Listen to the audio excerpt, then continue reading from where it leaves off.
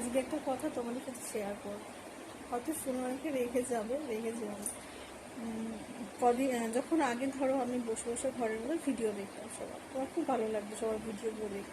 সব ভিডিও দেখে ভালো লেগে আমার গত 2 মাস আগে মাথায় এসে যে তাহলে সবাই যখন করছে আমিও চেষ্টা করে দেখি, যদিও সবার সাথে আমার কোনো তুলনা হয় না, হবে না আমার কিছু, তবু যাই হোক।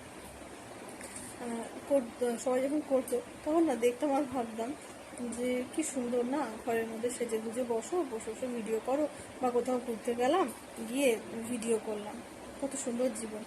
এখন যখন আমি করি, এখন আমি হাড়ে হাড়ে বুঝতে পারি যে কি কষ্ট এগুলো, সত্যি কথা। তোমরা যারা যারা করছো, ভিডিও করে একটা জায়গায় এসছো, বিশেষ করে যাদের মনিটাইজেশন অন হয়েছে, যারা এখান থেকে একটা ইনকামের ব্যবস্থা করছে, সত্যি তাদের ধৈর্যের কোনো শেষ নেই। তারা মানে বিশাল ব্যাপার আমার কাছে, আমার মনে হয়।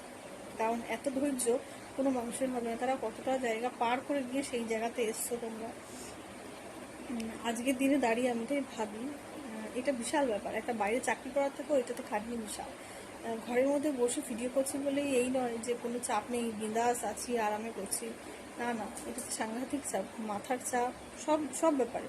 বিশেষ করে যারা মহিলারা সব কিছু সামলে এগুলো করছে, বিশাল ব্যাপার।